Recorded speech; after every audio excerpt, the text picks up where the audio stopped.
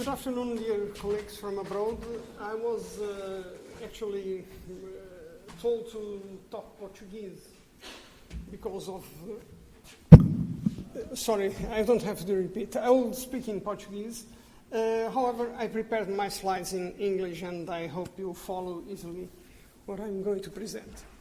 The call is not very helpful maybe, but I want to speak about what I learned of Gaspar along these many years of LEAP. Ora bem, eu começaria por caracterizar aquilo que aprendi do Gaspar e reconheço nele o físico autodidata, respeitado aqui em Portugal, mas também no estrangeiro. A pessoa com enorme capacidade de trabalho, e ouvimos já falar disso bem esta tarde, a lealdade para colegas, parceiros e mesmo para os chefes. A sua sagacidade nas negociações e ser realmente um grande visionário e de grande resistência. Vou organizar a minha apresentação pensando em 3 períodos, caracterizando primeiro os anos 80, depois a década de 90, muito rapidamente, e até por fim, falar do século XX. 21.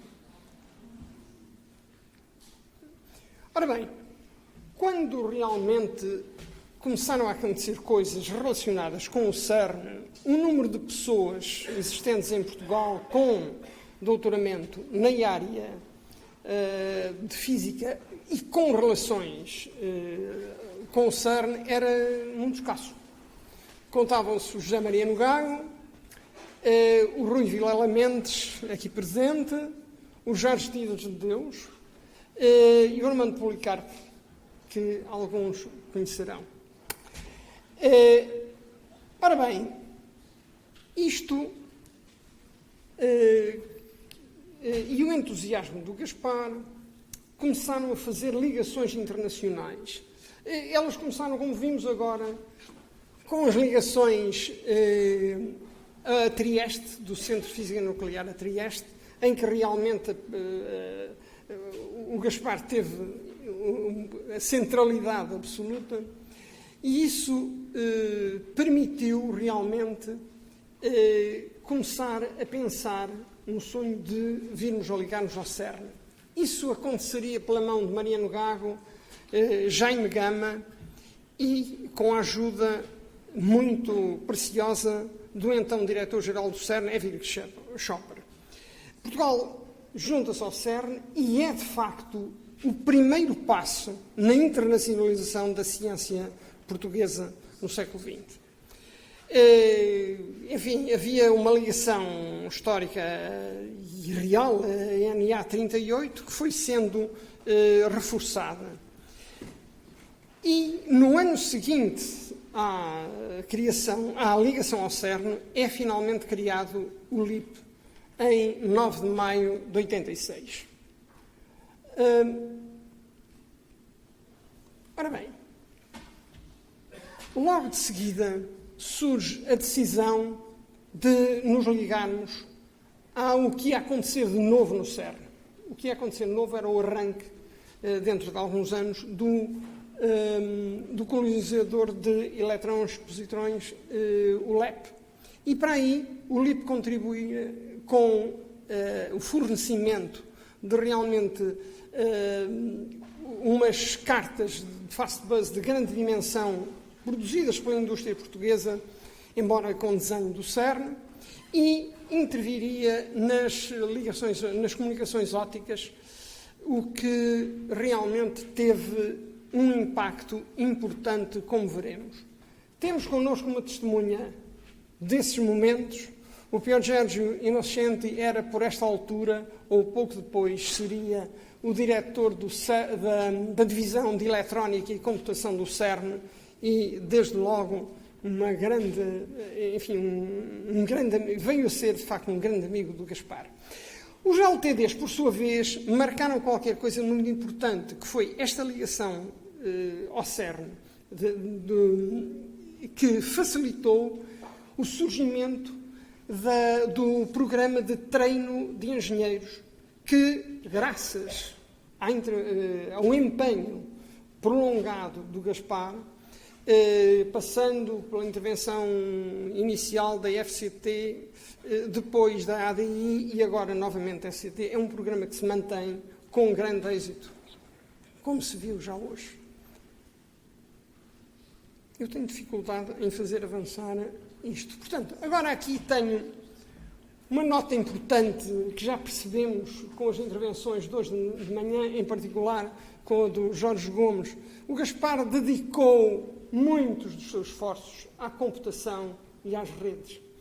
De facto, eu aqui tenho algumas coisas que se passaram nestes últimos anos da década de 80, em particular na escala dos microvaxes. Aquilo é só para ficar registado, não vamos perder tempo com isso, mas aqueles números são hoje muito inexpressivos do ponto de vista das capacidades. Ora bem, o Gaspar vem então ligar-se também à FCCN, faz parte do Conselho de Utilizadores da FCCN e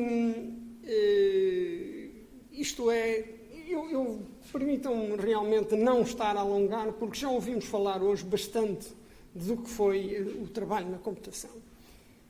Surge, finalmente, em 88, o primeiro trabalho com o carimbo LIP. E ele surge nos proceedings da Corp Matter 87. Teria uma versão mais avançada, mais longa a seguir, mas note-se aqui como, entre 86 e 87, o LIP cresce em dimensão. De facto, nos momentos iniciais já há grande facilidade das organizações e assim se passa. Nós temos já, em 87, 9 membros entre os 48 autores desta publicação. O Gaspar tinha participado aqui com a construção realmente de uma peça importante que ouvimos também falar já hoje de manhã pelo próprio interveniente, o Paulo Gomes referiu este trabalho. Ora bem, chegamos aos anos 90 e o primeiro grande acontecimento é a decisão de intervir no LHC. Era uma necessidade absoluta. Não podia o LIP deixar de participar no LHC. E define-se como participar. E esse como é hoje ainda qualquer coisa que muitas pessoas questionam, mas de facto foi a maneira mais eficaz de potencializar tudo aquilo que tinha sido aprendido. E tinha sido aprendido muito nas fibras ópticas, portanto, através de uma série de colaborações nos programas de RD do CERN, SPACALP, antes disso, depois RD1 e RD32, e isso levou a Amélia Maia e o grupo que ela juntou a ligar-se ao Telecom, que é um dos elementos importantes da experiência Atlas. Da mesma forma, João Varela, que tinha seguido o caminho da RD11, RD12 e RD, falhei qualquer coisa, não sei. Estes programas eram em eletrónica rápida e trigger e, portanto, deram-lhe acesso à participação no calorímetro eletrónico de CMS, onde ainda hoje Portugal tem um papel importante. O Gaspar, para além de apoiar todo este trabalho,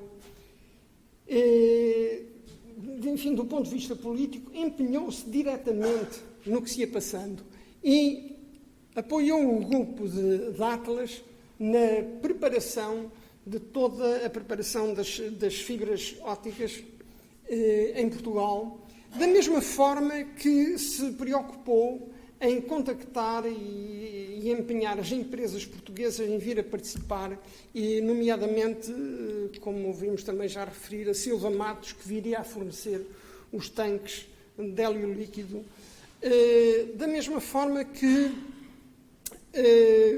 foram fornecidas, feitos e desenvolvidos alguns protótipos para o sistema de suporte de CMS, e muitas outras empresas participariam nas coisas portanto, em fornecimentos diretos para a máquina com o LHC.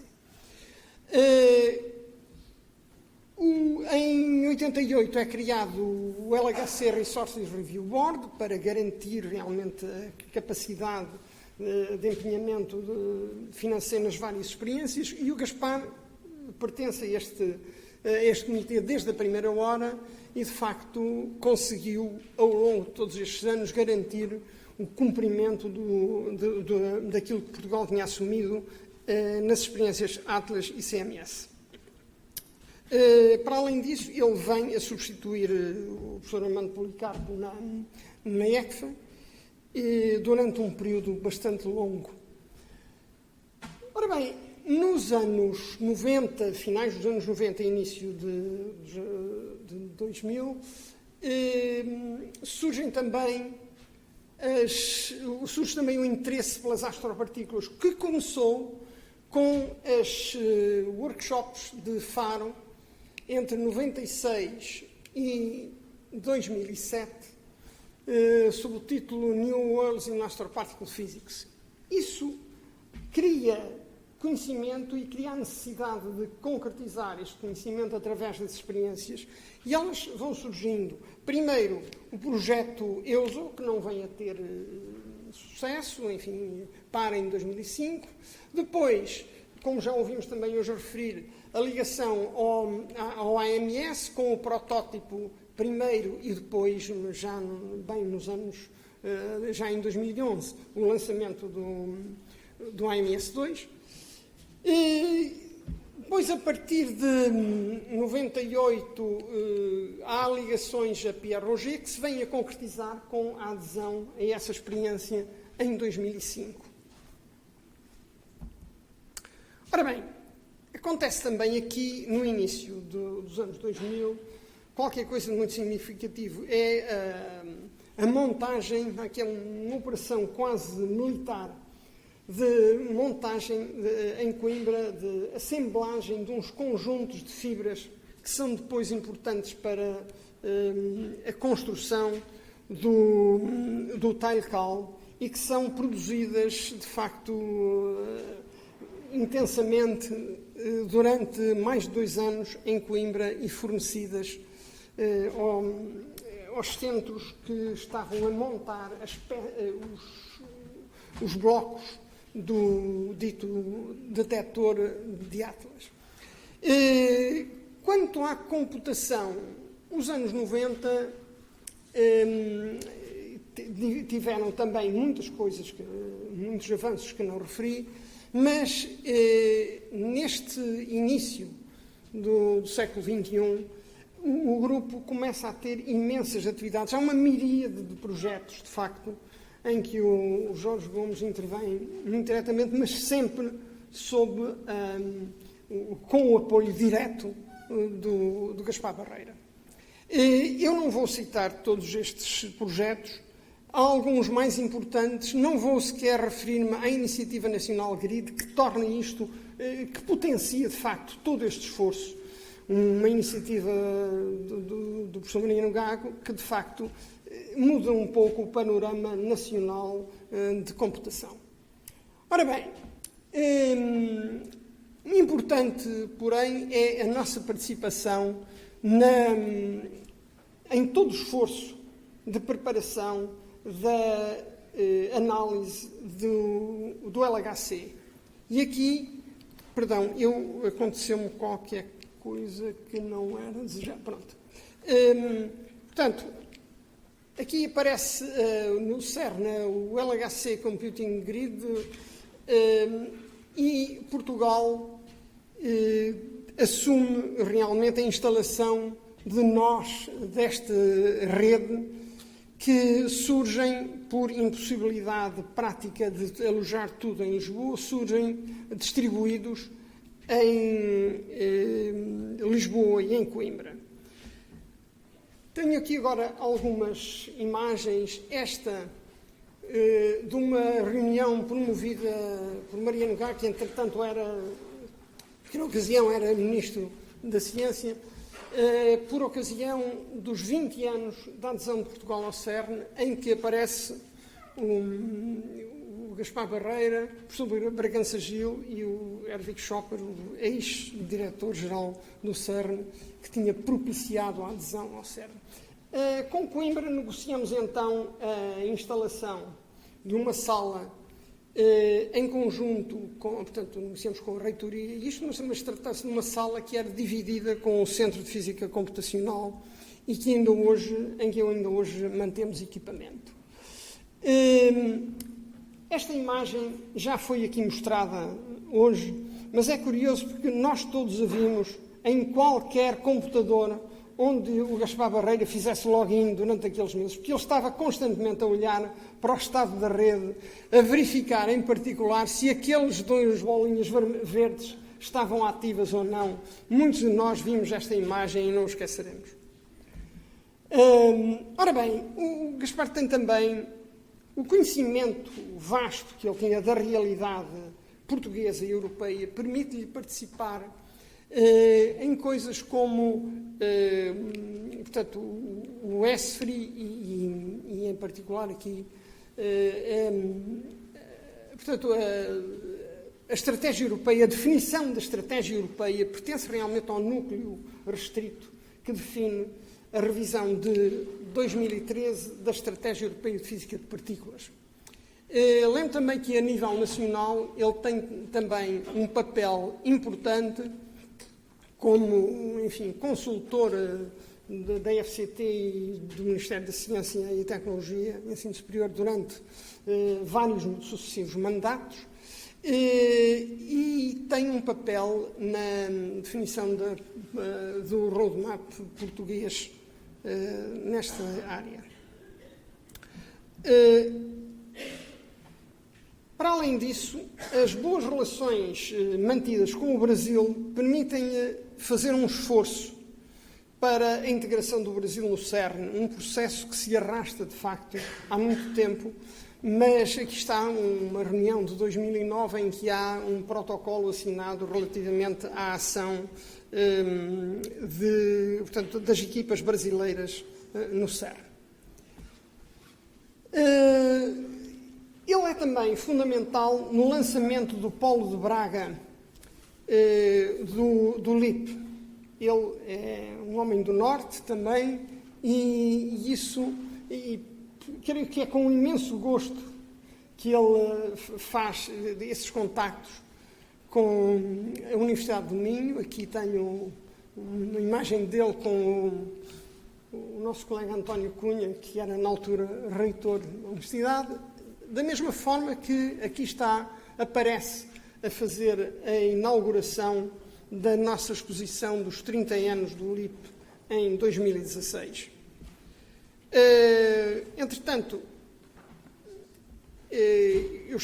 só falei agora de 2016 acidentalmente, para não estar a falar 2 vezes da ligação ao Minho, mas mostro-vos aqui uma imagem muito interessante de uma cerimónia da comemoração dos 25 anos do LIP na Biblioteca da Joanina da Universidade de Coimbra, realmente um sítio muito especial e onde somos recebidos também com muito carinho. Aqui vem Mariano Gago, o então reitor João Gabriel, o Dr. Jaime Gama, que tinha sido realmente instrumental, como expliquei, na ligação ao CERN, o próprio professor Schopper também e o professor Policarpo. Ora, outra coisa de que ouvimos igualmente falar, mas que merece ser referido, é o empenho com que o Gaspar trabalhou no lançamento